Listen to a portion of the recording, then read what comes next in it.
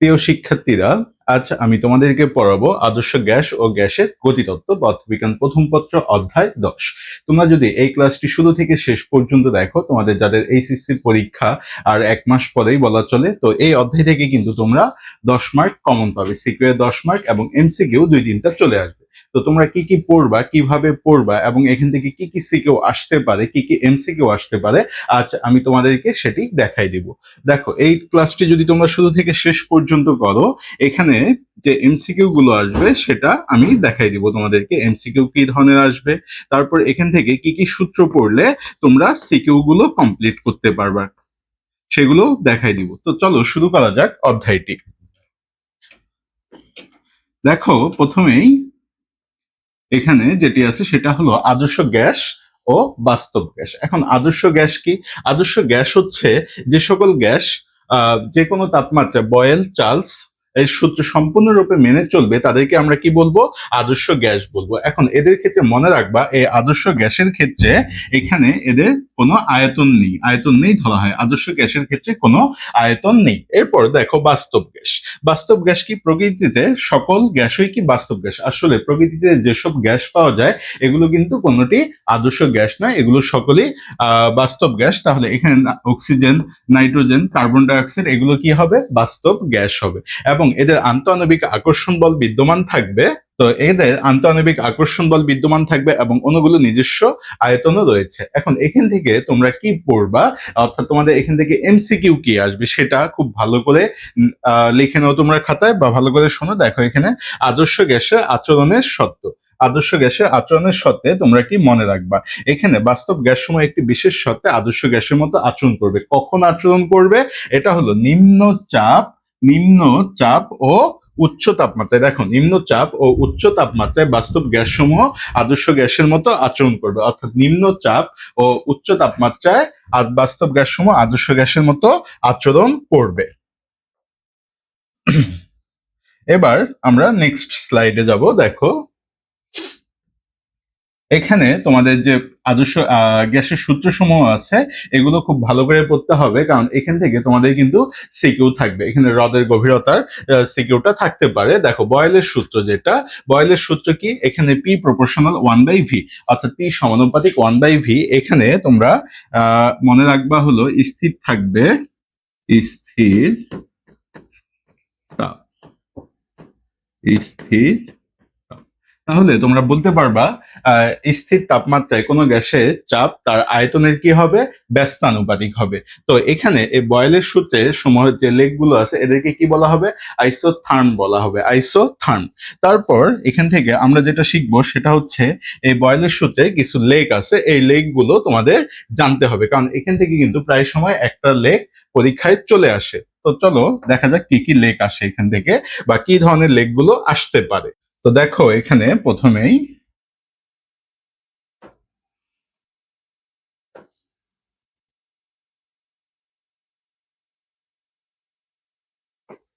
P বনাম V এর লেখ। পি বনাম ভি এর লেখ কিরকম হবে? দেখো, পি বনাম ভি এর লেখ, এখন দেখো আমরা বয়েলের সূত্র অনুসারে যেটা পাবো সেটা হচ্ছে পি, ওখানে আমরা যেটা পড়লাম পি প্রপোর্শনাল 1/v। তাহলে আমরা লিখতে পারবো পিভি ইকুয়াল কে।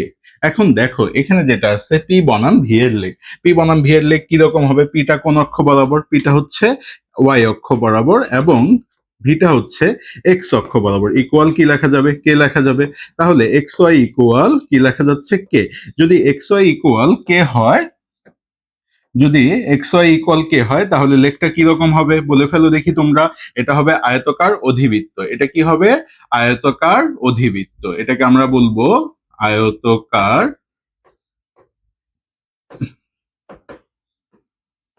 অধিবৃত্ত। তারপর দেখো, নেক্সট যে লেখটা আমরা দেখবো সেটা দেখা যাক।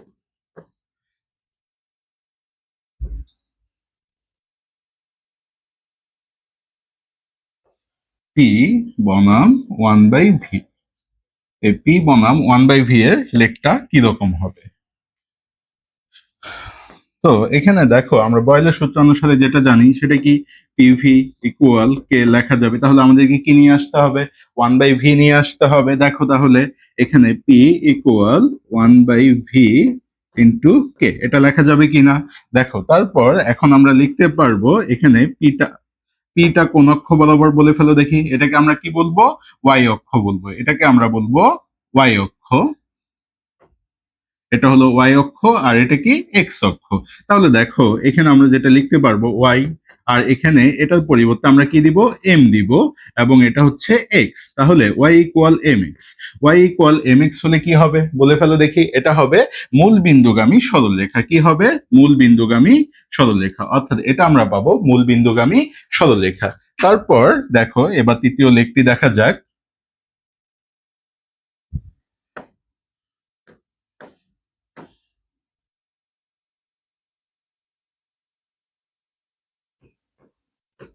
পিভি বনাম পি। দেখো পিভি বনাম পি এর লেখটা কিরকম হবে, এটা এটা তোমরা কিভাবে করবা, দেখো এখানে বয়লের সূত্রানুসারে আমরা কি জানি, আমরা জানি হলো পিভি ইকুয়াল কে। এখন পিভি কোন অক্ষ বরাবর আছে, পিভি হলো ওয়াই অক্ষ বরাবর আছে। যদি ওয়াই অক্ষ বরাবর থাকে ওয়াই ইকুয়াল কি লিখতে পারবো, কে লিখতে পারবো, আমরা ওয়াই ইকুয়াল কে লিখতে পারবো। যদি এইরকম হয় তাহলে সেটা হবে এক্স অক্ষের সমান্তরাল। সেটা কি হবে, এক্স অক্ষের সমান্তরাল। ওয়াই ইকুয়াল যদি কে আসে তাহলে আমরা সেটা পাবো এক্স অক্ষের সমান্তরাল।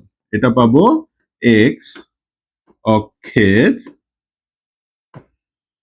সমান্তরাল, সমান্তরাল। এবার পরবর্তী লেখগুলো দেখা যাক। দেখো তোমরা এটা স্ক্রিনশট দিয়ে নিতে পারো বা খাতায় তুলে নিতে পারো। এরপর আমরা দেখবো পরবর্তী লেখগুলো কি কি আছে।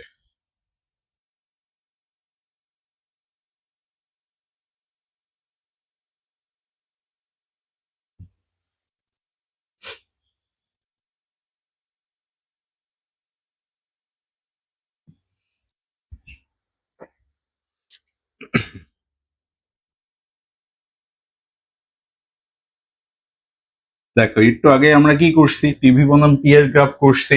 এবার দেখবো পিভি বনাম ভি এর গ্রাফ। পিভি বনাম ভি এর গ্রাফ কিরকম হবে, পিভি বনাম ভি এর গ্রাফটা কিরকম হবে সেটা দেখো। এখন এখন দেখো একটু আগেই যেটা করছো এটাও কিন্তু সেম। দেখো কিভাবে করবা, এখানে আমরা লিখতে পারবো পিভি ইকুয়াল কি লিখতে পারবো, বয়লের সূত্রানুসারে কে লিখতে পারবো। তাহলে এখান থেকে আমরা এটা কোন অক্ষ বরাবর আছে, এটা হলো ওয়াই অক্ষ বরাবর, ওয়াই ইকুয়াল কি পাবো, কে পাবো। যদি এইরকম হয় তাহলে আমরা সেটা কোন অক্ষ বরাবর বলবো, এক্স অক্ষ বরাবর। তাহলে এটা আমরা পাবো এক্স অক্ষ বরাবর। এবার দেখো তৃতীয় যে গ্রাফটা আছে সেটি দেখা যায়। সরি, এবার আমরা যেটা পরবর্তী graph,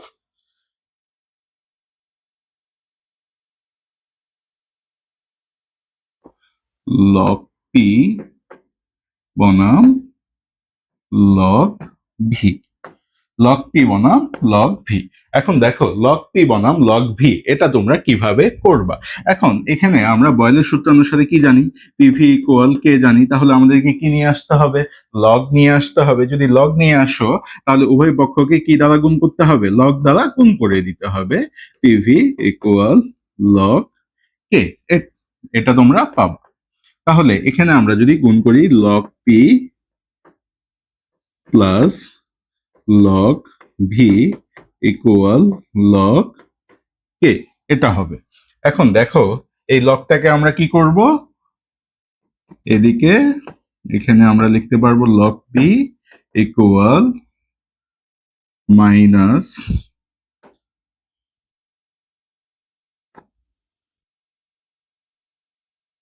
minus log V plus log K, এটা আমরা লিখতে পারবো। এখন এটা দেখো কোন অক্ষ বরাবর আছে, এখানে লগ পিটা কোন অক্ষ বরাবর, ওয়াই অক্ষ বরাবর, আর এখানে মাইনাস দিলাম, এটার পরিবর্তে আমরা মাইনাস এম এক্স লিখবো। লগ ভি এর পরিবর্তে মাইনাস লগ ভি এর পরিবর্তে কি লিখবো, মাইনাস এম এক্স। আর লগ কে যেটা আছে এটার পরিবর্তে আমরা লিখবো সি। দেখো যদি এই রকম হয় অর্থাৎ Y equal minus M X plus C, তাহলে সেই গ্রাফটা কি রকম হবে, সেই গ্রাফটা কিরকম হবে বলে ফেলো দেখি। এটা হবে পি অক্ষ থেকে নিম্নগামী, পি অক্ষ থেকে কি হবে, নিম্নগামী। অর্থাৎ এটা হবে এরকম পি অক্ষ থেকে নিম্নগামী। এখন তোমাদের এমসিকিউতে প্রায় সময় চলে আসে এটার ঢালের মান কত। এটার ঢালের মান হবে -1। এটার ঢাল হবে -1। তারপর পরবর্তী গ্রাফগুলো দেখবো আমরা।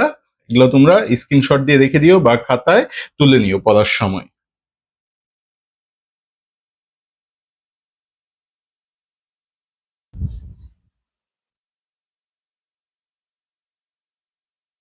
এখন এটা তোমাদের হোমওয়ার্ক থাকবে, তোমরা দেখি তোমরা পারো কিনা।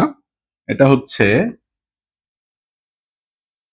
লগ পি বনাম লগ 1/v, লগ পি বনাম লগ 1/v, এটার গ্রাফটা কি রকম হবে তোমরা কমেন্টে জানাই দাও। এটার গ্রাফটা কি রকম হবে তাও দেখো, আমি দেখাই দিচ্ছি তোমাদের এখানে এটা কিভাবে করবা তোমরা। এখন দেখো, আমরা বয়েলের সূত্র অনুসারে যেটা জানি সেটা লিখবো। পিভি ইকুয়াল কি জানি, কে জানি, এটা লিখলাম। তারপর কি নিয়ে আসতে হবে, লগ নিয়ে আসতে হবে। তাহলে এখানে লগ পিভি ইকুয়াল কে। আচ্ছা দুঃখিত, এখানে আগে 1/v করে নিবা তোমরা। তাহলে এখানে আমরা লিখতে পারবো P equal 1/v into k, এটা আমরা লিখতে পারবো। এখন দেখো, এখন আমাদের কি করতে হবে, লগ নিয়ে আসতে হবে। তাহলে এখানে আমরা লগ দ্বারা একবারেই গুণ করে দিলাম, লগ পি লগ 1/v, তারপর মাঝে হবে প্লাস প্লাস লগ কে।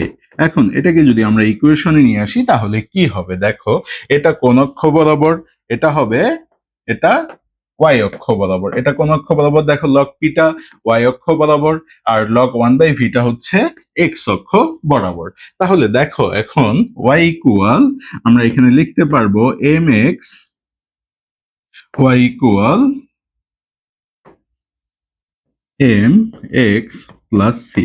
যদি Y equal M X plus C হয় তাহলে গ্রাফটা কি রকম হবে, Y equal M X plus C হলে গ্রাফটা হবে ওয়াই অক্ষ থেকে ঊর্ধ্বগামী, ওয়াই অক্ষ থেকে ঊর্ধ্বগামী হবে। এবার আমরা পরবর্তী গ্রাফটি দেখব, এটা তোমরা স্ক্রিনশট দিয়ে নিতে পারো বা খাতায় তুলে নিতে পারো।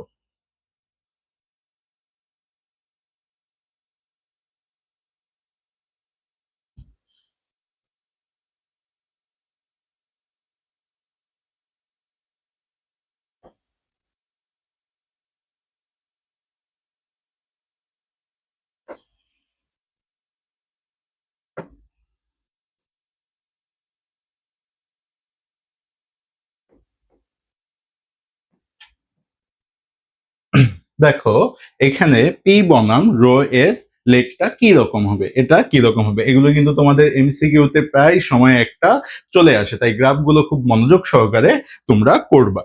দেখো এখন আমাদের কি নিয়ে আসতে হবে, ইকুয়েশন থেকে রো নিয়ে আসতে হবে। আমরা কিভাবে নিয়ে আসতে পারবো, দেখো আমরা বয়েলের সূত্র অনুসারে যেটা জানি পিভি ইকুয়াল কে জানি, যা জানি আমরা লিখে ফেললাম।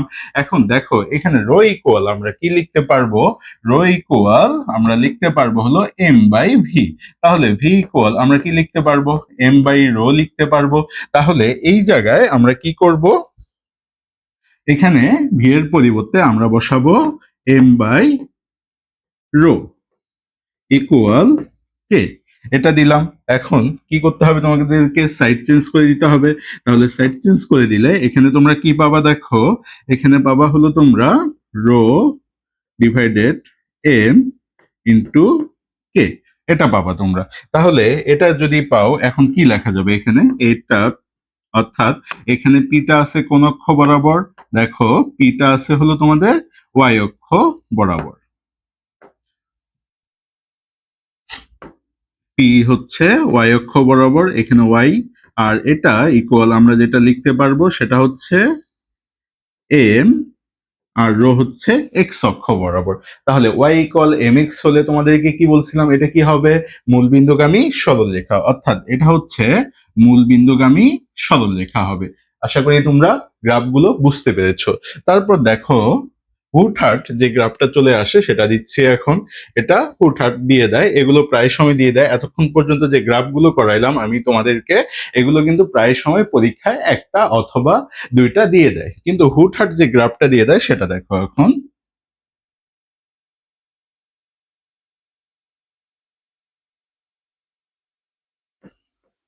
পি বনাম ভি।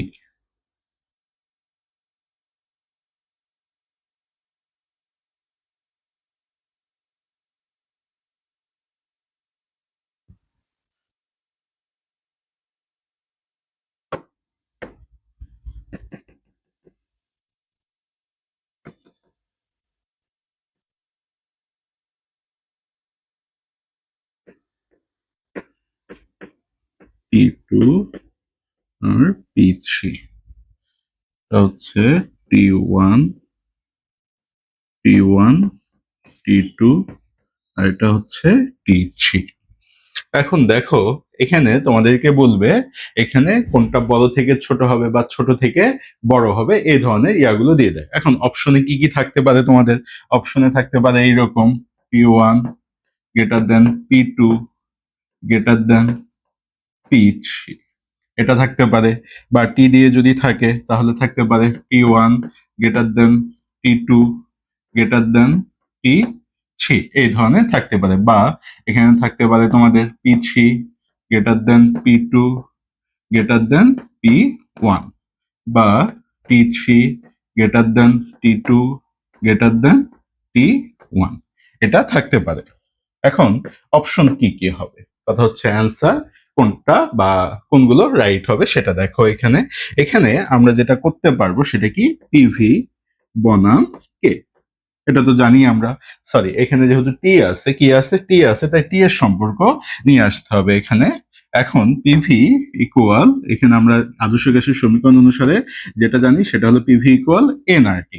তাহলে দেখো এই পি এর সাথে টি এর সম্পর্ক কি, সমানুপাতিক, তাহলে পি সমানুপাতিক টি, এটা লেখা যাবে কিনা, পি সমানুপাতিক টি। তাহলে এখানে পি সমানুপাতিক যদি টি হয় তাহলে এখানে কোনটা রাইট হবে দেখো, এখানে রাইট হবে এই দুইটা, P three greater than P2 greater than P1 অথবা T3 greater than T2 greater than T1। আশা করি এখানে যে গ্রাফগুলো করাইলাম আমি তোমরা সবগুলোই বুঝতে পেরেছো, বা যদি কোনো সমস্যা থেকে থাকে তোমরা অবশ্যই কমেন্টে জানাই দিবা, সেটা বুঝাই দিব আবার। এবার আমরা যাব পরবর্তী স্লাইডে।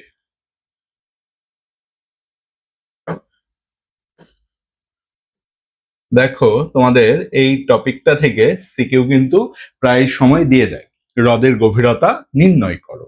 দেখো আমরা এখানে বয়েলের সূত্র অনুসারে, বয়েলের সূত্রে আমরা যেটা পাইছিলাম, কি পাইছিলাম আমরা বয়েলের সূত্রে, ভি সমানুপাতিক 1/p, তারপর আমরা পিভি এখানে আমরা লিখতে পারবো,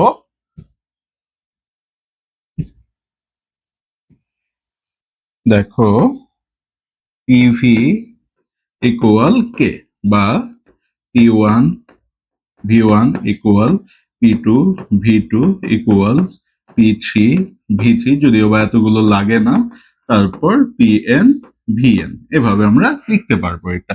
এখন এখান থেকে আমরা হ্রদের গভীরতা কিভাবে নির্ণয় করব সেটা দেখো এখন। এখন মনে করো এটা একটা হ্রদ দেয়া আছে, তো এর উপরিপৃষ্ঠের যে চাপ সেটাকে আমরা ধরলাম P2 এবং আয়তনটাকে ধরলাম V2। তারপর দেখো এখানে নিচের যেটা সেটাকে আমরা ধরলাম P1 এবং V1, এটা আমরা ধরে নিলাম। এখন এখানে এই P2 যেটা সেটা কি, উপরিপৃষ্ঠের চাপ এটা, আর V2 কি, উপরিপৃষ্ঠের আয়তন, এবং P1 এটা হলো নিচের পৃষ্ঠের বা নিচের চাপ, এবং V1 হলো নিচের আয়তন। এখন এটা যদি তোমাদের এখানে হ্রদের গভীরতা বের করতে বলে তাহলে কি নিয়ে আসতে হবে, এইচ নিয়ে আসতে হবে। কিভাবে তোমরা নিয়ে আসবা দেখো এখন, এই যে এটা যেটা আছে সেটা অনেক সময় চাপ দেওয়া না থাকলে বায়ুমণ্ডলীয় চাপ কথাটা বলা থাকে, এটার মানটা অবশ্যই তোমরা মনে রাখবা। এখানে P2 equal 10⁵ newton per metre square, অথবা একক থাকবে হলো প্যাসকেল, অথবা কি থাকবে, একক প্যাসকেল থাকবে, অথবা থাকবে হলো প্যাসকেল। তো দেখো এখন এইটা আমাদের এখানে এই নিচে যখন নামতে থাকবা তখন এই নিচের দিকে চাপ কি বাড়তে থাকবে, তাহলে P1 এর মানটা কি হবে সেটা তোমাদের বের করতে হবে। তো এখানে চাপটা হচ্ছে পি, এখানে চাপটা কি পি, তাহলে P1 এর মান তোমরা কিভাবে বের করবা? দেখো P1 ইকুয়াল তোমরা লিখতে পারবা হলো P2 প্লাস পি। তাহলে এই পি ইকুয়াল আবার কি কি লিখতে পারবা? দেখো এখানে P2 এই পি ইকুয়াল লিখতে পারবা এইচ রো জি, এটা লিখতে পারবা। তাহলে বয়েলের সূত্রটা যদি এখন লেখো তাহলে কি লিখতে পারবা? দেখো এখান থেকে আমরা লিখতে পারবো হলো P1 V1 equal P2 V2। আমরা কার মান বসাই দিব? P1 এর মানটা বসাই দিব। যদি বসাই দেই তাহলে আমরা পাবো হলো P2 প্লাস এইচ রো জি, তারপর bracket close V1 equal P2 V2। এখান থেকে তোমরা কিন্তু অনায়াসেই এইচ এর মানটা বের করতে পারবা। এখান থেকে যদি এইচ এর মান বের করতে বলে বের করতে পারবা, V1 অথবা V2 যদি বের করতে বলে সেটাও বের করতে পারবা। তো এখান থেকে হ্রদের তলদেশে যেটা দেখো এখানে যা যা লিখছি তোমাদের কিন্তু সবগুলোই বুঝাই দিছে। এখন যদি আয়তন না দিয়ে ব্যাসার্ধ দেয়া থাকে, আয়তন না দিয়ে ব্যাসার্ধ যদি দেয়া থাকে তাহলে কি করবা? ভি ইকুয়াল 4/3 পাই আর কিউব, এই সূত্রটা অ্যাপ্লাই করতে হবে। ভি ইকুয়াল 4/3 পাই আর কিউব। আর যদি ব্যাস দেয়া থাকে তখন কি করবা? ব্যাস দেয়া থাকলে তোমরা কি লিখবা? R equal D by two, R equal লিখবা ডি বাই টু, তাহলে তোমরা ব্যাসার্ধ পেয়ে যাবা। আশা করি তোমরা এই টপিকটা বুঝতে পেরেছো এবং এই টপিকটা কিন্তু খুব ভালো করে পড়বা সিকিউ এর জন্য, কারণ এখান থেকে তোমাদের সিকিউ দিতে পারে বা দেওয়ার মতো একটা টপিক এটা। তারপর দেখো আমরা যাব নেক্সট স্লাইডে।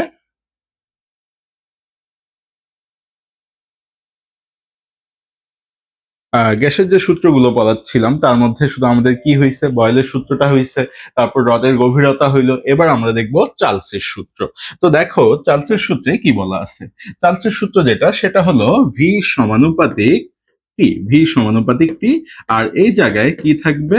স্থির পি, স্থির থাকবে হলো পি। এখন এটাকে আমরা কি বলতে পারবো? স্থির চাপে কোনো গ্যাসের আয়তন তার পরম তাপমাত্রার কি হবে? সমানুপাতিক হবে। অর্থাৎ স্থির চাপে কোনো গ্যাসের আয়তন তার পরম তাপমাত্রার সমানুপাতিক। তাহলে এখান থেকে আমরা কি লিখতে পারবো? V1 divided T1 equal V2 divided T2, এটা আমরা লিখতে পারবো। তারপর দেখো এখানে ভি বনাম টি এর লেখচিত্র কি হবে? মূলবিন্দুগামী হবে। একটু আগেই তোমাদেরকে আমি লেখগুলো শিখাই দিছি, তো ওখান থেকে এটা বের করতে পারবা। আর এখানে দেখো এই চার্লসের সূত্র যে মেনে চলবে, স্থির চাপে সংঘটিত এই প্রক্রিয়াকে আমরা কি বলবো? সমচাপীয় প্রক্রিয়া বলবো। কি প্রক্রিয়া বলবো? সমচাপীয় প্রক্রিয়া বলবো। এবার দেখো চাপের সূত্র।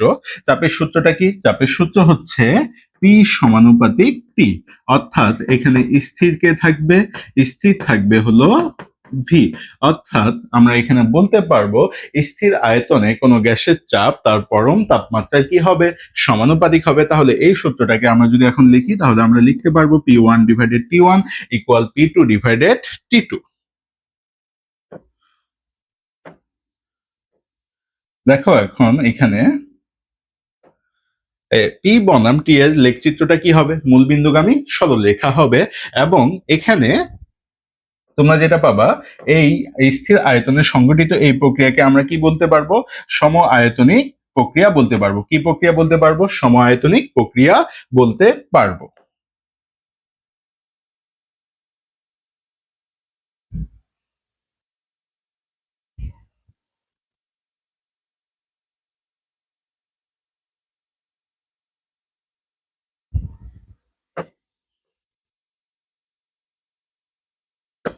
তো এবার আমরা যেটা দেখব সেটা হচ্ছে অ্যাভোগাড্রোর সূত্র ও আদর্শ গ্যাসের যে সমীকরণ আছে সেটা। এখন দেখো অ্যাভোগাড্রোর সূত্রটা কি হবে। অ্যাভোগাড্রোর সূত্রে আমরা যেটা পাবো সেটা হচ্ছে ভি সমানুপাতিক ভি সমানুপাতিক এন। অর্থাৎ এখানে কি কি স্থির থাকবে? স্থির থাকবে হলো পি কমা টি। এখন দেখো এটা আমরা কি বলতে পারি? একই তাপমাত্রা ও চাপ একই তাপমাত্রা ও চাপে সম আয়তন বিশিষ্ট সকল গ্যাসের সমান সংখ্যক কি থাকবে?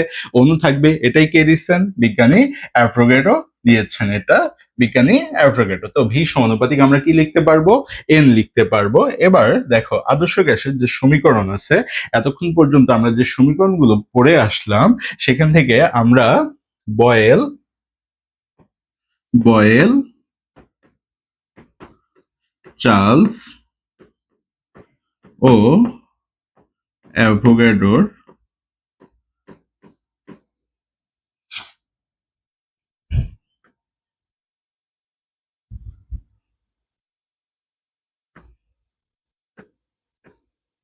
অ্যাভোগাড্রোর সমীকরণ থেকে আমরা কিসের সমীকরণ পাবো? এই আদর্শ গ্যাসের সমীকরণটা পাবো কিন্তু।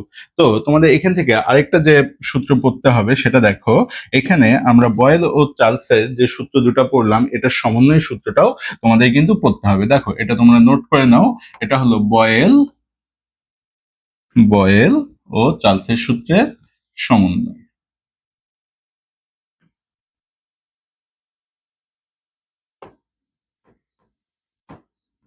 বয়েল ও চার্লসের সূত্রের সমন্বয়। তো দেখো বয়েলের সূত্র আমরা যেটা পাইছি সেটা হলো ভি সমানুপাতিক, আমরা কি লিখতে পারবো? ভি সমানুপাতিক 1/p লিখতে পারবো। তারপর চার্লসের সূত্রে আমরা যেটা পাইছি ভি সমানুপাতিক টি। দেখো এই দুটো সূত্রকে আমরা যদি একসাথে করি তাহলে ভি সমানুপাতিক টি/পি লিখতে পারবো। তো এখান থেকে আমরা যেটা লিখতে পারবো সেটা হচ্ছে পিভি ডিভাইডেড টি ইকুয়াল কে। তাহলে এখন আমরা পিভি ডিভাইডেড টি ইকুয়াল কে, এটা থেকে আমরা কি লিখতে পারবো? দেখো এখান থেকে আমরা লিখতে পারবো এখন আগের মতোই, অর্থাৎ এখানে P1 V1 divided T1 equal P2 V2 divided T2। তোমরা এই সূত্রটাও সিকিউ এর জন্য খুব ভালো করে পড়ে নিবা। তারপর দেখো এখন আদর্শ গ্যাসের সমীকরণ যেটা আছে সেটা কি? PV equal nRT, PV equal nRT, এটা একটু আগেই তোমাদেরকে বলেছি আমি। তো এখানে এন ইকুয়াল, যদি এন এখানে কি মোল সংখ্যা বোঝাবে, যদি এই মোল সংখ্যা দেয়া না থাকে, যদি ভর এবং আণবিক ভর দেয়া থাকে বা শুধু ভর দেয়া থাকে এবং ওই নির্দিষ্ট গ্যাসটা উল্লেখ করে দেয়া থাকে তাহলে কি হবে? দেখো এন ইকুয়াল তোমরা লিখতে পারবা হলো m/m। কি লিখতে পারবা? m/m। এখানে যে এমটা আছে এই এমটা কি হবে? এই এমটা হচ্ছে ভর হবে, এই এমটা হচ্ছে ভর, আর এই এমটা হচ্ছে আণবিক ভর হবে। কি হবে? আণবিক ভর।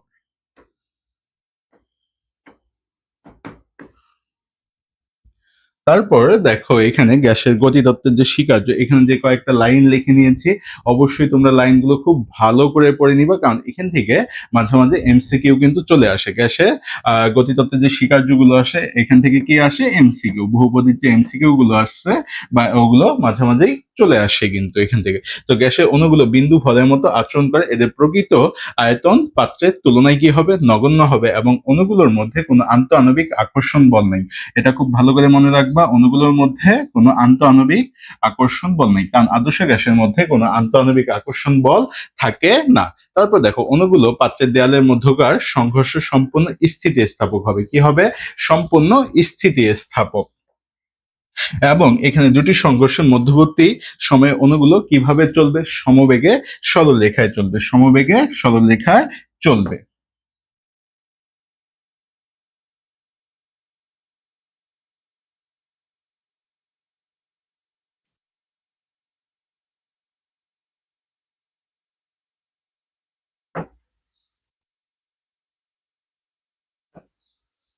তারপর তোমাদের সিকিউ এর জন্য মোস্ট আর একটা ইম্পর্টেন্ট সূত্র আছে, সেটা কি?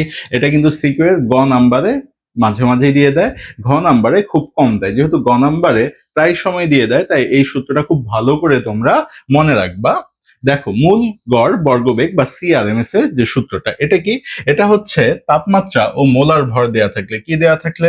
তাপমাত্রা ও মোলার ভর যদি দেয়া থাকে তাহলে আমরা কি লিখতে পারবো? আমরা লিখতে পারবো CRMS ইকুয়াল রুট 3RT/m। এখানে আরটা কি? আর হচ্ছে এখানে মোলার গ্যাস ধ্রুবক, যেটা আমরা আদর্শ গ্যাসের ক্ষেত্রে দেখে আসলাম। এই আর এর মান কি হবে? আর এর মান অবশ্যই তোমরা মুখস্থ রাখবা। আর এর মান হবে 8.314 জুল পার মোল পার, সরি এটা একটু তোমাদেরকে নিচে লিখে দেই। এখানে হচ্ছে দেখো আর এর মানটা কি হবে? আর ইকুয়াল 8.314 জুল পার মোল পার কেলভিন, পার মোল পার কেলভিন। অর্থাৎ এখানে আর এর মানটা অবশ্যই তোমরা মুখস্থ রাখবা। আর এখানে টি কি? টি হচ্ছে তাপমাত্রা, যেটাকে কিভাবে করতে হবে? সেলসিয়াসে, সরি কেলভিনে করে নিতে হবে। এম হচ্ছে এখানে মোলার ভর।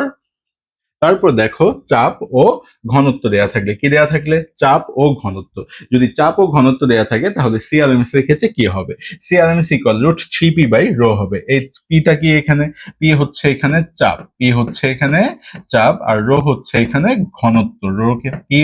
রো হচ্ছে ঘনত্ব। তারপর দেখো এখানে তাপমাত্রা ও অণুর ভর দেয়া থাকলে, তাপমাত্রা ও অণুর ভর যদি দেয়া থাকে তাহলে কি করবা? সিআরএমএস ইকুয়াল লেখা যাবে রুট 3kT/m, রুট 3kT/m। এখানে কে কি? কে হচ্ছে বোল্টজম্যান ধ্রুবক। এটা কি?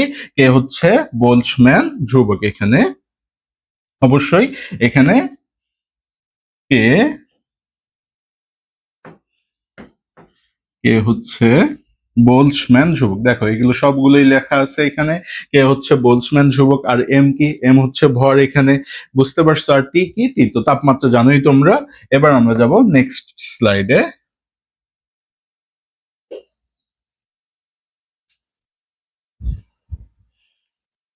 দেখো পরবর্তী যে স্লাইড সেটি কি দেয়া আছে? গ্যাসের গতিশক্তি। এটাও কিন্তু তোমাদের গয়ের জন্য খুব ইম্পর্টেন্ট। গ, অর্থাৎ এখান থেকে কিন্তু মাঝে মাঝেই গ চলে আসে। এখান থেকে, দুঃখিত,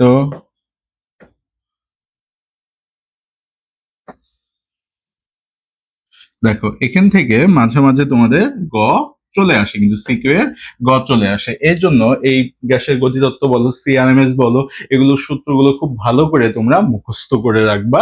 এখন দেখো গ্যাসের গতিতত্ত্বে এখানে, সরি গ্যাসের গতিশক্তির এখানে ই ইকুয়াল আমরা কি লিখতে পারবো? 3RT/n লিখতে পারবো। 3RT/n লিখতে পারবো। যদি n এর মান 1 হয় কি লিখতে পারবো? ই ইকুয়াল 3/2 RT লিখতে পারবো। আর এর মান কি সেটাও তোমাদেরকে আমি বলে দিয়েছি। এরপর দেখো এন সংখ্যক অণুর মোট গতিশক্তি যদি কি বলে? এন সংখ্যক অণুর মোট গতিশক্তি বলে, তখন তোমরা কি করবা? তখন তোমরা লিখবা ই ইকুয়াল 3/2 NKT, 3/2 NKT। এখানে কে দ্বারা কি বুঝাবে? কে দ্বারা বুঝাবে? বোল্টজম্যান ধ্রুবক। কে দ্বারা কি বুঝাবে? বোল্টজম্যান ধ্রুবক। দেখো বোল্টজম্যান ধ্রুবকের এখানে মান লেখা আছে, এটা অবশ্যই তোমরা মুখস্থ করে রাখবা। কে ইকুয়াল কি লেখা যাবে? 1.38 ইন্টু 10⁻23 জুল পার কেলভিন। এটা কিন্তু অবশ্যই তোমরা মুখস্থ রাখবা।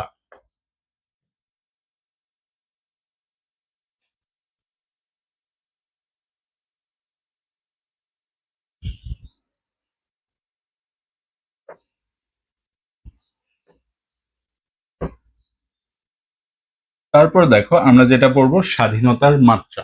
এই স্বাধীনতার মাত্রা থেকে কিন্তু তোমাদের একটা এমসিকিউ থাকে, মাঝে মাঝে একটা এমসিকিউ দিয়ে দেয় স্বাধীনতার মাত্রা থেকে। তো স্বাধীনতার মাত্রা কাকে বলবো? দেখো স্বাধীনতার মাত্রা হলো কোনো গতিশীল সিস্টেমের অবস্থান বা সম্পূর্ণ অবস্থা প্রকাশ করতে যতগুলো স্বাধীন স্থানাঙ্কের প্রয়োজন হয় তাকে আমরা কি বলবো? স্বাধীন স্থানাঙ্ক বা চলকের প্রয়োজন হবে তাকে আমরা কি বলবো? ওই সিস্টেমের স্বাধীনতার মাত্রা বলবো, ওই সিস্টেমের স্বাধীনতার মাত্রা। আর একে স্মল এফ দ্বারা প্রকাশ করা হয়। কি দ্বারা প্রকাশ করা হবে? Small F. তারপর এখান থেকে তোমাদের এমসিকিউ এর জন্য কি পড়তে হবে সেটি দেখাই দিচ্ছি। এখানে তোমাদের এমসিকিউ কিভাবে আসবে এটা থেকে দেখো। স্বাধীনতার মাত্রার এখানে একটা ছক দেয়া আছে। যদি এক পারমাণবিক হয়, কি হয়? এক পারমাণবিক হয়। এক পারমাণবিক কি কি? এখানে এক পারমাণবিক হলো হিলিয়াম, নিয়ন, এগুলো হলো এক পারমাণবিক। এক পারমাণবিকের ক্ষেত্রে এখানে স্বাধীনতার মাত্রা হবে 3। স্বাধীনতার মাত্রা কি হবে? 3 হবে, এবং এর মান কত হবে? এর মান হবে 1.67। এর মান কত? 1.67। তাহলে দেখো, এখন গতিশক্তির ক্ষেত্রে যদি বলে এক পারমাণবিক গ্যাসের গতিশক্তি নির্ণয় করো, সেই ক্ষেত্রে তোমরা সূত্রটা কি লিখবা? এখানে ই ইকুয়াল লিখতে পারবা হলো তোমরা এফ বাই, দুঃখিত, এখানে ই ইকুয়াল তোমরা লিখতে পারবা এফ বাই 2 এন আর টি। এটা তোমরা লিখতে পারবে। এখন এফ এর মান কি হবে? এফ এর মান হবে এক পারমাণবিক গ্যাস হলে 3 হবে, দ্বি পারমাণবিক গ্যাস হলে 5 হবে, এবং ত্রি পারমাণবিক বা বহু পারমাণবিক গ্যাস হলে সেটা কি হবে? 6 হবে। তো এখানে এক পারমাণবিক গ্যাসের জন্য এখানে কি লেখা আছে? এটা 3। এক পারমাণবিক গ্যাসের জন্য এটা 3। তারপর দেখো দ্বি পারমাণবিক গ্যাসের জন্য এটা কি হবে? 5 হবে, এই জন্য এখানে 5 লেখা আছে। বহু পারমাণবিক বা ত্রি পারমাণবিক গ্যাসের ক্ষেত্রে এখানে কি হবে?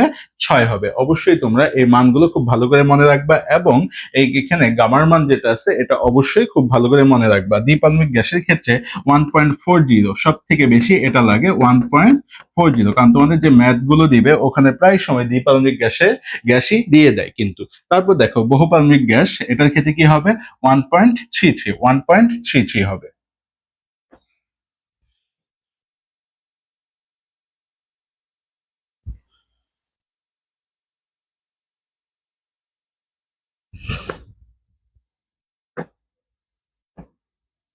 এরপর আমরা যেটা পড়বো সেটা হচ্ছে গড় মুক্ত পথ।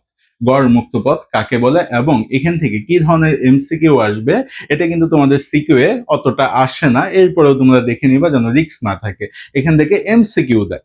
তো দেখো, এখানে পরপর দুইটি ধাক্কার মধ্যবর্তী অতিক্রান্ত দূরত্বের গড় মানকে আমরা কি বলতে পারি? গড় মুক্ত পথ বলতে পারি। তো এখানে যে সূত্রটা আছে সেটা হচ্ছে কি, এখানে দেখো ল্যামডা ইকুয়াল 1/√2 পাই ডি স্কয়ার এন, অথবা তোমাদের বইয়ে যেটা পাবা সেটা হচ্ছে ল্যামডা, অর্থাৎ ইসাক স্যারের বইয়ে যেটা পাবা সেটা বলে দিচ্ছি এখানে,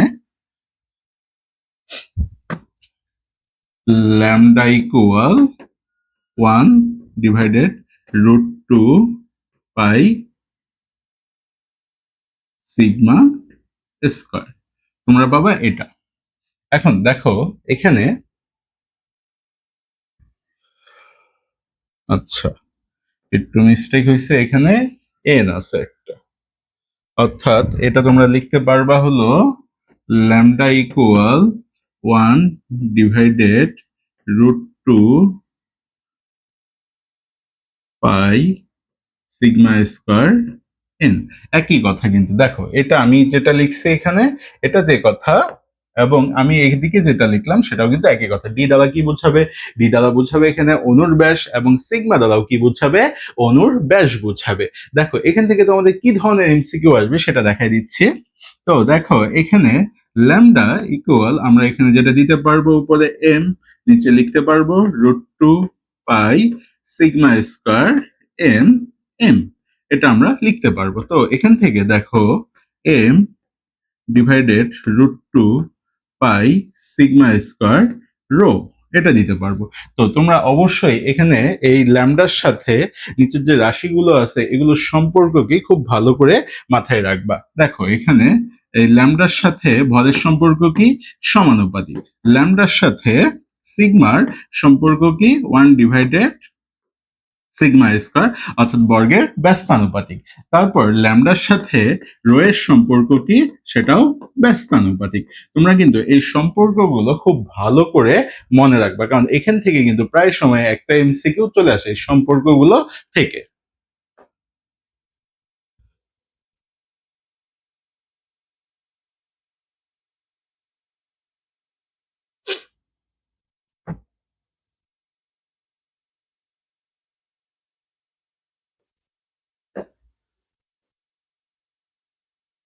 তারপর দেখো এখন আমরা যেটি পড়বো সেটা হলো বাষ্পচাপ, সম্পৃক্ত ও অসম্পৃক্ত। তোমাদের কিন্তু এখান থেকে একটা সিকিউ থাকবে, কোথায় থেকে থাকবে সেটাও আমি বলে দিব। সেটা হলো শিশিরাঙ্ক এবং আপেক্ষিক আর্দ্রতা, শিশিরাঙ্ক ও আপেক্ষিক আর্দ্রতা থেকে। তো দেখো এখানে সম্পৃক্ত ও অসম্পৃক্ত, সম্পৃক্ত বাষ্পচাপ ক্ষেত্রে কি হবে? সম্পৃক্ত বাষ্পচাপের ক্ষেত্রে কোনো নির্দিষ্ট তাপমাত্রায় কোনো আবদ্ধ স্থানে যে পরিমাণ বাষ্প থাকতে পারে, ঠিক সেই পরিমাণ বাষ্প থাকলে ওই বাষ্পচাপ ওই বাষ্প যে চাপ প্রয়োগ করবে তাকেই আমরা কি বলবো? সম্পৃক্ত বাষ্পচাপ। দেখো তোমরা আরেকবার খেয়াল করো সংজ্ঞাটা। কোনো নির্দিষ্ট তাপমাত্রায় কোনো আবদ্ধ স্থানে সর্বোচ্চ যে পরিমাণ বাষ্প থাকতে পারে, ঠিক সেই পরিমাণ বাষ্প থাকলে ওই বাষ্পচাপ যে চাপ প্রয়োগ করবে তাকেই আমরা কি বলবো? সম্পৃক্ত বাষ্পচাপ। এই সম্পৃক্ত বাষ্পচাপের এখান থেকে যে লাইনটা তোমরা খুব ভালো করে মনে রাখবা, সেটা হচ্ছে সেকেন্ড লাইনটা। এখানে হলো বয়েল ও চার্লসের সূত্র মেনে চলে না, বয়েল ও চার্লসের সূত্র মেনে চলে না, অর্থাৎ সম্পৃক্ত বাষ্পচাপ বয়েল ও চার্লসের সূত্র মেনে চলে না। এটা কিন্তু তোমাদের এমসিকিউতে প্রায় সময় দিয়ে দেয়, তো এই লাইনটা খুব ভালো করে তোমরা এখানে মনে রাখবা। তারপর দেখো এখানে আর কি কি আছে, এটি সর্বোচ্চ চাপ যা বাষ্প দিতে পারে। আর তৃতীয় যে লাইনটা আছে, এটি শুধুমাত্র তাপমাত্রার উপর নির্ভরশীল। এটি কার উপর নির্ভরশীল? শুধু তাপমাত্রার উপর নির্ভরশীল। তাপমাত্রা বাড়লে সম্পৃক্ত বাষ্পচাপও কি হবে? বাড়বে। অর্থাৎ তাপমাত্রার সাথে এর সম্পর্ক তোমরা বলতে পারো সমানুপাতিক। কি সম্পর্ক? সমানুপাতিক সম্পর্ক। তারপর দেখো এখন অসম্পৃক্ত বাষ্পচাপ যেটি আছে সেটি, অসম্পৃক্ত বাষ্পচাপ। তো অসম্পৃক্ত বাষ্পচাপ কি? কোনো আবদ্ধ স্থানে সর্বোচ্চ ধারণ ক্ষমতার চেয়ে কম বাষ্প থাকলে উক্ত বাষ্প যে চাপ প্রয়োগ করে তাকে আমরা কি বলবো? অসম্পৃক্ত বাষ্পচাপ বলবো। এটি আরো বাষ্প কি করতে পারবে? গ্রহণ করতে পারবে। এটি বয়েল ও চার্লসের সূত্র মেনে চলবে। তোমরা এই লাইনটা খুব ভালো করে মনে রাখবা। অসম্পৃক্ত বাষ্পচাপ বয়েল ও চার্লসের সূত্র কি করবে? মেনে চলবে। তারপর আয়তন কমালে বা তাপমাত্রা কমালে এটি কি হতে পারে? সম্পৃক্ত হতে পারে। এর মান সম্পৃক্ত বাষ্পচাপের চেয়ে কি হবে? কম হবে।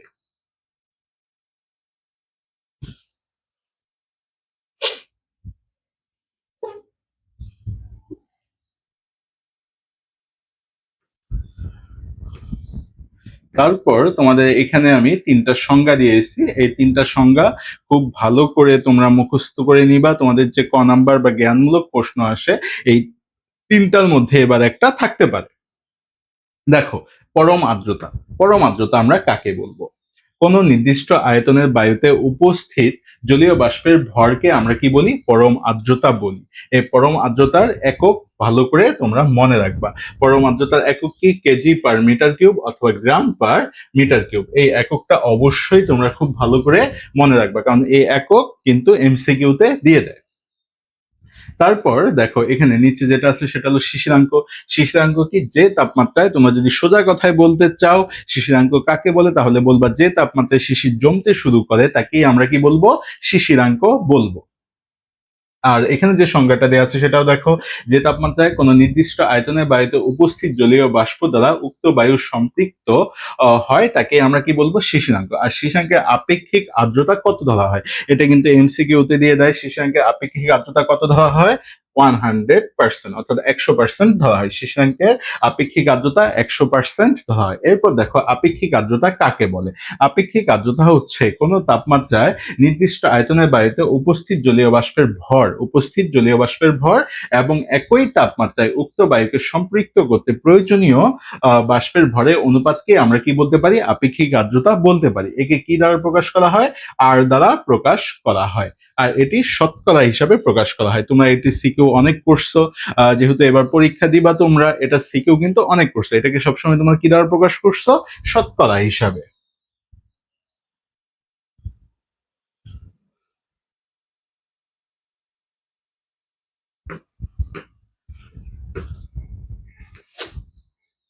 তারপর দেখো এটা থেকে তোমাদের যদি সিকিউ দেয় এবার, তাহলে তোমাদের সিকিউ টপিক গুলো কি কি থাকতে পারে সেটা হচ্ছে কথা। এখান থেকে তোমাদের যে টপিকটা দিতে পারে সেটা হচ্ছে, ফার্স্ট যে টপিকটা আছে সেটা হলো হ্রদের গভীরতা। হ্রদের গভীরতা থেকে গভীরতা। তারপর সেকেন্ড যে টপিক সেটা হচ্ছে সিআরএমএস বা গতিশক্তি। আর থার্ড যে টপিক সেটা হলো আপেক্ষিক আর্দ্রতা বা আর অথবা শিশিরাঙ্ক নির্ণয়। অথবা শিশিরাঙ্ক। দেখো এই তিনটা টপিক তোমরা যদি সিকিউ এর জন্য খুব ভালো করে পড়ো তাহলে কিন্তু তোমরা ইনশাল্লাহ একটা সিকিউ লিখতে পারবে এখান থেকে, মানে যে সিকিউটা আসবে ওটা অবশ্যই তোমরা লিখতে পারবা। প্রথমটা কি, হ্রদের গভীরতা, এইচ এর মান নির্ণয়, বা এখানে ভি এর মান নির্ণয় করতে বলতে পারে, বা পি এর মান নির্ণয় করতে বলতে পারে। তারপর সিআরএমএস, এটা গয়ের ক্ষেত্রে থাকবে সিআরএমএস বা ই কে, অথবা আপেক্ষিক আর্দ্রতা অথবা শিশিরাঙ্ক এখান থেকে হইতে পারে, অথবা এখান থেকে তোমরা ঘ নাম্বার কমন পাইতে পারো। এই দুটার একটা থেকে তোমরা কিন্তু সিকিউ এর ঘ নাম্বার কমন পাইতে পারো। এবার তো দেখো আপেক্ষিক আর্দ্রতা, এখানে সূত্রটা কি হবে? আপেক্ষিক আর্দ্রতার সূত্র হবে এ R equal F by F into 100%। R equal F by F into 100%। তো দেখো এখানে এই এফটা কি, স্মল এফ যেটা আছে সেটা হলো শিশিরাঙ্কের সম্পৃক্ত জলীয় বাষ্পচাপ। স্মল এফটা কি, শিশিরাঙ্কের সম্পৃক্ত জলীয় বাষ্পচাপ। ক্যাপিটাল এফটা কি, বায়ুর তাপমাত্রায় সম্পৃক্ত জলীয় বাষ্পচাপ। তারপর দেখো গ্লেসিয়ারের উৎপাদক, এই সূত্রটা অবশ্যই তোমরা খুব ভালো করে পড়বা। এটা দিয়ে কিন্তু তোমাদের যদি এটা থাকে, অর্থাৎ এটা যদি এখানে আপেক্ষিক আর্দ্রতা নির্ণয় করতে বলে, তার মানে এটাও থাকতে পারে, বা 99% ক্ষেত্রে থাকে এটা। তাহলে দেখো এই গ্লেসিয়ার উৎপাদকের ক্ষেত্রে এখানে শিশিরাঙ্ক যদি নির্ণয় করতে বলে, তাহলে তোমরা যে সূত্রটা পাবা সেটা হচ্ছে theta equal theta one minus G, তারপর theta one minus theta two. এখানে এই থিটাটা কি, এই থিটাটা হচ্ছে এখানে শিশিরাঙ্ক, থিটাটা কি শিশিরাঙ্ক। তারপর থিটা ওয়ান যেটা আছে সেটা হচ্ছে শুষ্ক বাল্ব থার্মোমিটারের পার্ট, জি হচ্ছে গ্লেসার ধ্রুবক। তারপর থিটা টু যেটা আছে সেটা হচ্ছে তোমাদের সিক্ত বাল্ব থার্মোমিটার। এখন কথা হচ্ছে এই থিটা ওয়ান যেটা আছে, এই থিটা ওয়ান তাপমাত্রা গ্লেসার উৎপাদকটাকেই আমরা কি বলি, জি বলি। আচ্ছা, এখন তোমাদের এখান থেকে যে লাইনগুলো আছে সেগুলো তোমাদেরকে জানতে হবে এমসিকিউ এর জন্য। এখানে কি কি লাইন ইম্পর্টেন্ট, যারা এইচএসসি 26 ব্যাচ আছো, তোমাদের এতক্ষণ আমি যেগুলো পড়াইলাম এখান থেকে যেগুলো ইম্পর্টেন্ট লাইন আছে এগুলো আবার এখানে তুলে দেওয়া আছে। তোমরা এই লাইনগুলো আহ চাইলে নোট করতে পারো বা স্ক্রিনশট দিয়ে রাখতে পারো, দুই একবার পড়ে নাও, তাহলে আর ইনশাল্লাহ ভুল হবে না, তোমাদের মনে থাকবে। দেখো এখানে বাস্তব গ্যাস আদর্শ গ্যাসের মতো আচরণ করে কখন, নিম্ন চাপ ও উচ্চ তাপমাত্রায়। দেখো এটা কিন্তু আমি তোমাদেরকে শুরুতেই পড়াই দিছি, নিম্ন চাপ ও উচ্চ তাপমাত্রায়। তারপর দেখো সম্পৃক্ত বাষ্পচাপ, বয়েল ও চার্লসের সূত্র কি করবে না, মেনে চলবে না। বয়েল ও চার্লসের সূত্র মেনে চলবে না। তারপর কিন্তু অসম্পৃক্ত বাষ্পচাপ কি করবে, মেনে চলবে। তারপর পরম শূন্য তাপমাত্রা, পরম শূন্য তাপমাত্রা কত, -273 ডিগ্রি সেলসিয়াস অথবা 0 কেলভিন। আদর্শ গ্যাসের আয়তন ও গতিশক্তি তাত্ত্বিকভাবে কি হবে, শূন্য হবে, তাত্ত্বিকভাবে শূন্য হবে। অর্থাৎ পরম শূন্য তাপমাত্রায় আদর্শ গ্যাসের আয়তন ও গতিশক্তি তাত্ত্বিকভাবে কি হবে, শূন্য হবে। শিশিরাঙ্কে আপেক্ষিক আর্দ্রতা সর্বদা কত থাকে, 100% থাকে। তোমরা যদি এই লাইনগুলো খুব ভালো করে পড়ো, এখান থেকে আরো কিছু লাইন আছে এর পরের পৃষ্ঠায়, যদি এই লাইনগুলো খুব ভালো করে পড়ো, এখান থেকে যেটাই এমসিকিউ থাকুক না কেন তোমরা কিন্তু অ্যান্সার করতে পারবে, কারণ এগুলোর বাইরে এমসিকিউ দেওয়ার সম্ভাবনা খুব কম।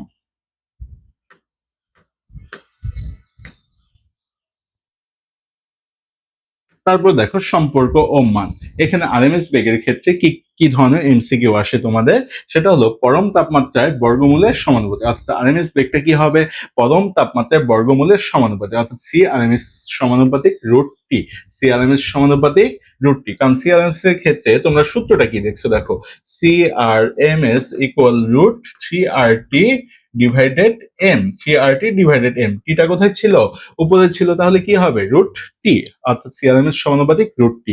তারপর দেখো আরএমএস বেগ ও ভর, মোলার ভরের বর্গমূলের কি হবে, এটা ব্যস্তানুপাতিক। এটা কি হবে, বর্গমূলের ব্যস্তানুপাতিক, অর্থাৎ সিআরএমএস সমানুপাতিক 1/√m। তারপর গড় মুক্ত পথের ক্ষেত্রে দেখো, গড় মুক্ত পথের ক্ষেত্রে পরম তাপমাত্রার কি হবে, সমানুপাতিক হবে। গড় মুক্ত পথ পরম তাপমাত্রার কি হবে, সমানুপাতিক হবে, এবং চাপের কি হবে, ব্যস্তানুপাতিক। অর্থাৎ তাপমাত্রার সমানুপাতিক গড় মুক্ত পথ এবং চাপের কি, ব্যস্তানুপাতিক হবে। দেখো চাপের কি, ব্যস্তানুপাতিক, এটাও কিন্তু আমি তোমাদেরকে পড়াই দিচ্ছি। তারপর দেখো এখান থেকে আর এর যে মান, এটাও আমি তোমাদেরকে বলে দিয়েছি। আর এর মানটা কি, এটা হচ্ছে 8.314 জুল পার মোল পার কেলভিন। তারপর বোলসম্যান ধ্রুবক যেটা, সেটাও আমি তোমাদেরকে বলে দিয়েছি আগে, 1.38 ইন্টু 10⁻23 জুল পার কেলভিন। তোমরা এই লাইনগুলো অবশ্যই খুব ভালো করে মুখস্থ করে নিবা। কারণ এখান থেকে এমসিকিউ দেওয়ার সম্ভাবনা প্রচুর, বা প্রায় সময় একটা দিয়ে দেয়। তো দেখো আমি বোর্ডে দুটি এমসিকিউ লিখে নিয়েছি। একটা হলো 0 ডিগ্রি সেলসিয়াস তাপমাত্রায় কোনো নির্দিষ্ট আয়তনে গ্যাসের চাপ যদি 3 × 10⁵ নিউটন পার মিটার স্কোয়ার হলে 60 ডিগ্রি সেলসিয়াস তাপমাত্রায় এর চাপ কত হবে। এটা আসছিল সিলেট বোর্ড 16-তে। এটা তোমরা কিভাবে করবা, দেখো তোমাদের যে চাপের সূত্র পড়াইছিলাম আমি, সেখানে কি লেখা ছিল, সেখানে ছিল পি সমানুপাতিক টি, পি সমানুপাতিক টি। তো এখান থেকে আমরা এটা নিয়ে আসতে পারবো P1/T1 ইকুয়াল P2/T2। তো তোমাদের এখানে কি বের করতে হবে, এখানে বের করতে হবে P2 ইকুয়াল, তাহলে P2 ইকুয়াল তোমরা কি লিখতে পারবা, P2 ইকুয়াল লিখতে পারবা P1/T1 ইন্টু T2। জাস্ট এখানে মানগুলো বসাই দাও। P1 এর মান কত দেয়া আছে দেখো, 3 × 10⁵ দেয়া আছে, 3 ইন্টু এখানে P2 ইকুয়াল 3 ইন্টু 10⁵। T2 এর মান কত এখানে দেয়া আছে 60। 60-র সাথে কি করবা তোমরা, এখানে 60-র সাথে 273টা প্লাস করে নিবা, প্লাস করে নিলা। তারপর T1 এর মান কত দেয়া আছে দেখো, 0 ডিগ্রি সেলসিয়াস, এটাকে তোমরা কি করবা 273 কেলভিন, অর্থাৎ এগুলোকে কেলভিনে কনভার্ট করে নিবা। তারপর ক্যালকুলেটর চাপলে যেটা আসবে সেটাই হচ্ছে এর আনসার। তারপরে এমসিকিউটা দেখো, 37 ডিগ্রি সেলসিয়াস তাপমাত্রায় ও 1.5 এটিএম চাপে 20 গ্রাম অক্সিজেন গ্যাসের আয়তন কত। এখানে কি বের করতে বলছে, আয়তন। দেখো এটাকে তোমরা কিভাবে করবা, এখানে যে সূত্রটা পাবো আমরা সেটা হচ্ছে পিভি ইকুয়াল এন আর টি। তাহলে এখানে কি বের করতে বলছে, আয়তন বের করতে বলছে, তাহলে ভি ইকুয়াল আমরা লিখতে পারবো এন আর টি ডিভাইডেড পি। দেখো এখানে কি এন এর মান দেয়া আছে, না এন এর মান দেয়া নাই। যেহেতু দেয়া নাই তাই তোমরা কি করতে পারবা, এখানে এন এর পরিবর্তে তোমরা লিখতে পারবা m/m, তারপর আর টি ডিভাইডেড পি। দেখো আর সবগুলো মানে কিন্তু এখন পেয়ে গেছো তোমরা। এই 37 ডিগ্রি সেলসিয়াস যেটা আছে এটাকে কি করবা, কেলভিনে কনভার্ট করবা, টি এর মান বসাই দিবা। তারপর চাপ কত দেয়া আছে 1.5 এটিএম, চাপের মান বসাই দাও। তারপরে এম যেটা দেয়া আছে 20 গ্রাম, 20 বসাই দাও। তারপর অক্সিজেন যেটা দেয়া আছে সেটা কি, অক্সিজেনের এখানে আণবিক ভর কত হবে 32 হবে। আর আর এর মান কত হবে, এখানে আর এর মান হচ্ছে 8.314, বসাই দাও, অ্যান্সার পেয়ে যাবা। এরপর দেখো বোর্ডে আমি আরো দুটি এমসিকিউ নিয়ে নিয়েছি, সেটা কি, সেটা হচ্ছে স্বাভাবিক তাপমাত্রা ও চাপে অক্সিজেন অণুর গড় বর্গবেগ কত হবে। এখানে অক্সিজেন অণুর গড় বর্গবেগ কত, দেখো এটা তোমরা কিভাবে করবা। এটা সূত্র জানো তোমরা, C R M S equal √3RT divided M. তো এখানে দেখো কি কি মান বসাবা তোমরা, 3 আর এর মান জানো 8.3, দুঃখিত, আর এর মান হবে 8. আচ্ছা আমি আবার লিখে দিচ্ছি, এখানে √3, আর এর মান হচ্ছে 8.314 ইন্টু এখানে স্বাভাবিক তাপমাত্রা 0 হবে, অর্থাৎ 273। আর নিচে দেখো এখানে অক্সিজেন বলছে, কি বলছে, অক্সিজেন। তাহলে অক্সিজেনের এখানে যেটা কেজিতে কনভার্ট করে নিবা, 30 ইন্টু 10⁻³ এটা ক্যালকুলেশন করলে তোমরা যেটা পাবা সেটাই হবে অক্সিজেন অণুর গড় বর্গবেগ। এবার দেখো তাপমাত্রা কত গুণ হলে অক্সিজেন গ্যাসের অণুর বেগ দ্বিগুণ হবে, এটা তোমরা কিভাবে করবা। দেখো এটার অ্যান্সারটাও আমি উপরে লিখে দিচ্ছি, এটা মিশায় আমি তোমাদেরকে উপরে লিখে দিচ্ছি। দেখো নেক্সট যে এমসিকিউটা আছে সেটা হলো তাপমাত্রা কত গুণ হলে অক্সিজেন গ্যাসের অণুর বেগ কি হবে, দ্বিগুণ হবে। এটা তোমরা কিভাবে করবা, দেখো এটার ক্ষেত্রে আমরা সূত্র যেটা জানি সেটা কি, সেটা হচ্ছে C R M S equal √3RT divided M. তাহলে দেখো সিআরএম এর সাথে এর সম্পর্ক কি, বর্গমূলের সমানুপাতিক। তাহলে আমরা এখানে লিখতে পারবো C1 দিলাম ডিভাইডেড C2, এখানে √T1 ডিভাইডেড T2। তাহলে এখানে তাপমাত্রা কত গুণ হলে অক্সিজেন গ্যাসে অণুর বেগ কি হবে, দ্বিগুণ হবে। এখানে দ্বিগুণের কথা বলছে, তাহলে এখানে আমরা বসাই 2C1 divided C1 equal T1 divided T2, তাহলে 4/1 ইকুয়াল T1, এখানে রুট তুলে দিলাম, দেওয়ার পর আমরা পাবো 4T2 অর্থাৎ তাপমাত্রা কত হইতে হবে? তাপমাত্রা হইতে হবে 4 গুণ। তাপমাত্রা যদি 4 গুণ হয় তাহলে অক্সিজেন অণুর বেগ কত হবে? দ্বিগুণ হবে। আশা করি তোমরা এমসিকিউটি বুঝতে পেরেছো। এরপর দেখো বোর্ডে আমি আরো দুটি এমসিকিউ নিয়েছি, সেটা হলো 27°C তাপমাত্রা 4 গ্রাম অক্সিজেনের গতিশক্তি নির্ণয় করো। এটা কিভাবে করবা তোমরা? গতিশক্তির সূত্র তোমাদেরকে কিন্তু আমি পড়িয়েছি। দেখো তাহলে সূত্রটা কি হবে? সূত্রটা হবে E ইকুয়াল 3/2 n RT। যেহেতু এখানে অক্সিজেনের কথা বলে দিছে এবং ভর কতটুকু সেটাও বলে দিছে, তাহলে কিভাবে করবা?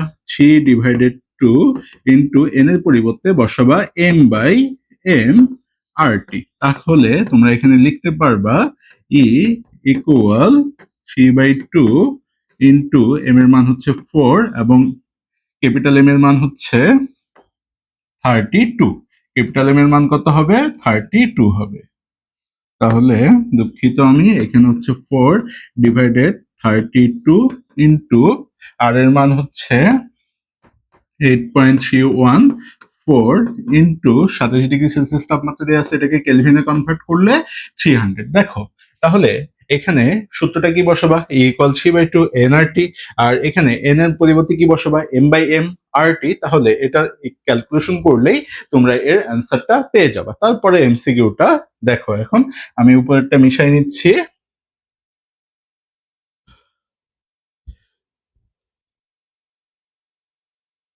দেখো পরের যে এমসিকিউটা আছে সেটা হলো একটি স্থানে শিশিরাঙ্কে সম্পৃক্ত বাষ্পচাপ 10.52 mmHg এবং আপেক্ষিক আর্দ্রতা 75%, বায়ুর তাপমাত্রায় সম্পৃক্ত বাষ্পচাপ নির্ণয় করো। দেখো এই সূত্রটাও আমি তোমাদেরকে পড়িয়েছি, তোমরা কিভাবে করবা এটা সেটা দেখো। এটার ক্ষেত্রে আমি তোমাদেরকে যে সূত্র পড়াইছিলাম সেটা হলো R ইকুয়াল F/F ইন্টু 100%, এটা আমি তোমাদেরকে পড়িয়েছি।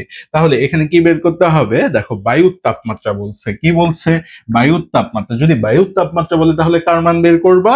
এফ এর মান বের করবা, ক্যাপিটাল এফ, অর্থাৎ capital F equal F divided R into 100%।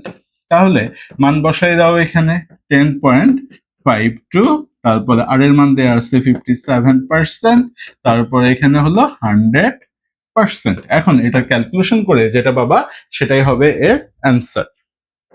তারপর দেখো আমি তোমাদের জন্য এখানে প্র্যাকটিসের জন্য কিছু সিকিউ এর প্রশ্ন তুলে দিয়েছি, এগুলো বিভিন্ন বোর্ডে বেশ কয়েকবার করে চলে আসছে। তোমরা এই পেজটা একটু স্ক্রিনশট দিয়ে নাও, তোমরা এগুলো বাসায় বসে প্র্যাকটিস করবা। যদি কোনোটা না পারো তোমরা কমেন্ট করবা, সেটা আমি আবার তোমাদেরকে বুঝাই দিব। প্রথম যে টাইপটা নেওয়া হয়েছে সেটা হলো হ্রদের গভীরতা সম্পর্কিত যে টাইপটা ছিল সেটা, এটা হলো হ্রদের গভীরতা সম্পর্কিত। এটা হচ্ছে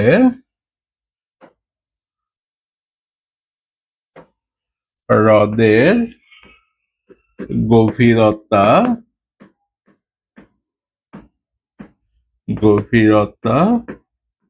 সম্পর্কিত। তো এখান থেকে যে যে টাইপ প্রশ্নগুলো আসবে সবগুলোই এখানে দেয়া আছে। তো তোমরা এটা স্ক্রিনশট দিয়ে নাও এবং এই প্রশ্ন সবগুলো তোমরা বাসায় বসে সলভ করবা। যদি কোনোটা না পারো তখন বলবা, আমি সেটা আবার তোমাদেরকে বুঝাই দিব। তারপর যে টাইপটা নিচে এটা স্ক্রিনশট দিয়ে তাড়াতাড়ি নিয়ে নাও, বা তোমরা খাতায় লিখে নাও, ভিডিওটা পজ করে খাতায় লিখে নাও। দেখো পরের যে টাইপটা আছে সেটা কি, অর্থাৎ এখানে পরের যে টাইপটা আছে সেটা হচ্ছে সিআরএমএস সম্পর্কিত, অর্থাৎ সিআরএমএস সম্পর্কিত। সিআরএমএস সম্পর্কিত আর গতিশক্তি সম্পর্কিত, এটা হচ্ছে গতিশক্তি সম্পর্কিত। সিআরএমএস এবং গতিশক্তি সম্পর্কিত। এই সিআরএমএস এবং গতিশক্তি সম্পর্কিত কি ধরনের সিকিউ আসতে পারে সেটা এখানে দেয়া আছে, তোমরা স্ক্রিনশট দিয়ে নাও বা খাতায় লিখে নাও, নিয়ে প্র্যাকটিস করবা এটা। তো এই টাইপের এখানে যে 8টা অঙ্ক দেওয়া আছে 8টাই তোমরা প্র্যাকটিস করবা, যেটা পারবা না সেটা কমেন্টে জানাই দিবা, সেটা আবার আমি তোমাদেরকে সলভ করে দিব। নেক্সট টাইপ যেটা সেটা দেখো, এগুলো কিন্তু এখান থেকে প্রশ্ন আসলে প্রায় সময় আসতে পারে, এজন্য এটাও ভালো করে করবা। তারপর নেক্সট যে টাইপটা আছে এটা মোস্ট ইম্পর্টেন্ট তোমাদের জন্য, দেখো, এটা হচ্ছে তোমাদের আপেক্ষিক আর্দ্রতা ও শিশিরাঙ্ক নিয়ে। কি নিয়ে? আপেক্ষিক আর্দ্রতা ও শিশিরাঙ্ক নিয়ে। তো আপেক্ষিক আর্দ্রতা ও শিশিরাঙ্ক নিয়ে কি ধরনের সিকিউ আসতে পারে, এখানে সবগুলো দেয়া আছে। তোমরা এগুলো বাসায় বসে বসে প্র্যাকটিস করো। যদি না পারো, এখানে যে তিনটা টাইপ তোমাদেরকে এখানে বললাম, সিকিউ এর প্রশ্নগুলো দেয়া আছে এখানে তিনটা টাইপেরই। এই তিনটা টাইপের যতগুলো সিকিউ প্রশ্ন দেয়া আছে, তোমরা বাসায় বসে বসে যদি প্র্যাকটিস করো, আর যেটা পারবা না সেটা আমাকে বলবা, কমেন্টে জানাই দিবা, সেটা আমি আবার তোমাদেরকে সলভ করে দিব। এগুলো যদি করো তাহলে ইনশাল্লাহ এখান থেকে সিকিউ, যে সিকিউই থাকুক না কেন, গ এবং ঘ, তোমরা কিন্তু অ্যান্সার করতে পারবা। তো আজকের ক্লাস এ পর্যন্তই। তোমাদের এই অধ্যায়ে যদি আর কোনো সমস্যা থাকে বা আর কিছু জানার থাকে, কমেন্টে জানাই দাও, আমি আবার সেটা তোমাদেরকে বুঝাই দিব। তোমাদের সবাইকে ধন্যবাদ এতক্ষণ সাথে থাকার জন্য।